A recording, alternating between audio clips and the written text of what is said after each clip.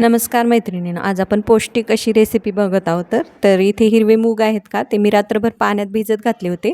छान असे ते भिजलेले आहेत. तर तुम्ही बघू शकता, मी एक तुम्हाला दाबून सुद्धा दाखवलेला आहे. मस्त छान असे भिजलेले आहेत. आता काय करूयात, ते मिक्सरच्या भांड्यात एका टाकून घेऊयात आणि आपल्याला हे थोडंसं पाणी घालून याला आपल्याला वाटण करून घ्यायचं आहे. तर त्या अगोदर आपल्याला मी इथे 3 हिरव्या मिरच्या घेतलेल्या आहेत. तर तिखट तुमच्या आवडीनुसार कमी जास्त करू शकता. तर असे तुकडे करून घातलेले आहेत. आता काय करूयात, इथे 10-12 लसणाच्या पाकळ्या आणि अगदी 2 चमचेच मी इथे पाणी घातलेलं आहे. आपल्याला आता पाणी जास्त घालायचं नाही आणि आता याला छान असं वाटून घेऊयात.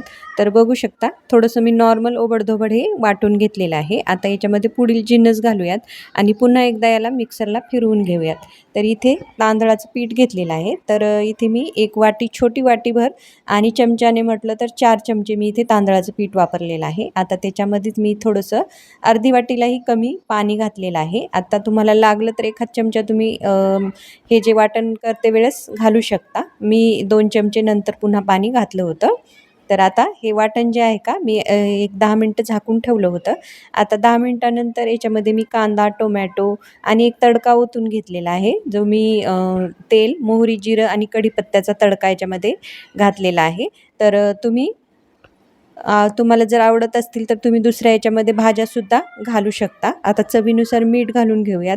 याला व्यवस्थित असं मिक्स करून घेऊयात. आता मिक्स झाल्यानंतर इथे पाव टीस्पून मी इथे खायचा सोडा घातलेला आहे आणि त्याच्यावरती लिंबाचा रस घालून घ्यायचा आहे. एका लिंबाचा मी इथे रस घातलेला आहे. जर तुम्ही वाटते वेळेस दही घातलं तर लिंबू घालायची गरज नाही. मग मी दही घातलं नव्हतं, त्यामुळे इथे लिंबू घातलेला आहे. आता लिंबू सोडा आणि लिंबू घातल्यानंतर याला व्यवस्थित असं मिक्स करून घेऊयात, जेणेकरून हे जे आहे का व्यवस्थित असं सर्व बाजूनी मिक्स होईल. तर आता मी इथे तावा ठेवलेला आहे. तावा छान तापवून घ्यायचा आहे आणि आपल्याला मस्त असे याचे छोटे-छोटे पॅनकेक तयार करून घ्यायचे आहेत. तर तुम्ही याऐवजी मोठा एक असा उत्तप्पासुद्धा करून घेऊ शकता. पण असं मुलांना असं छोटं-छोटं करून दिलं खायला तर ते अगदी आवडीने खातात आणि दिसायला पण मस्त असं दिसतं. तर तुम्ही याच्यामध्ये दुसऱ्या कोणत्या तुम्हाला आवडत असतील त्या भाज्यासुद्धा घालू शकता. आता सर्व आपण हे पॅनकेक याच्यावर घालून घेतलेले आहेत. आता याला झाकून एखाद मिनिट असंच ठेवूयात आणि नंतर 1 मिनिट मी याला जे आपण ताट झाकून ठेवलं होतं का, ते काढून पुन्हा 1 मिनिट हे भाजून घेतलेले आहेत. आता उलटून घेऊयात. तर बघू शकता मस्त भाजलेले आहेत खालच्या बाजूनी आणि आता आपण याला पलटून दुसऱ्या बाजूनेही 1-2 मिनिटं आपल्याला हे भाजून घ्यायचे आहेत. 2 मिनिटातच हे व्यवस्थित असं भाजल्या जातात आणि मस्त असे हे होतात. तर तुम्ही ह्या पद्धतीने नक्की करून बघा आणि हेल्दी पण आहेत, कारण आपण हे हिरव्या मुगापासून तयार केलेले आहेत. जर तुम्ही वेट लॉससाठी प्रयत्न करत असाल तर ही रेसिपी मस्त मस्त आहे. तुम्ही ही असे पॅनकेक करून नक्की खाऊ शकता, कारण हेल्दी पण आणि पौष्टिक पण आहेत. तर तुम्ही हे नक्की करून बघा. तर आता आपण खालच्या बाजूने सुद्धा तुम्ही बघू शकता मस्त भाजलेले आहेत. तर आता आपण हे काढून घेऊया. तर मी इथे नारळाची चटणी केलेली आहे.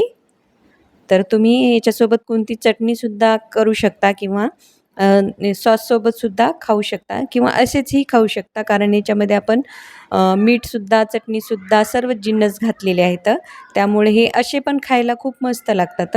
तुम्हाला जसे आवडतील त्या पद्धतीने तुम्ही खाऊ शकता किंवा मुलांना देऊ शकता.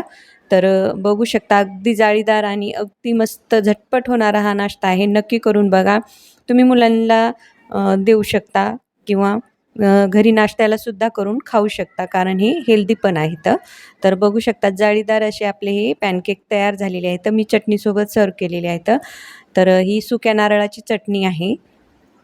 तर बघू शकता जाळी किती छान अशी आलेली आहे. अगदी मऊ लुसलुशीत हे पॅनकेक तयार झालेले आहे. तर नक्की करून बघा आणि व्हिडिओ कसा वाटला ते पण कमेंट करून नक्की कळवा. व्हिडिओला लाईक करा, शेअर करा, चॅनलला सबस्क्राईब पण नक्की करा. भेटूयात पुढील रेसिपीमध्ये. धन्यवाद.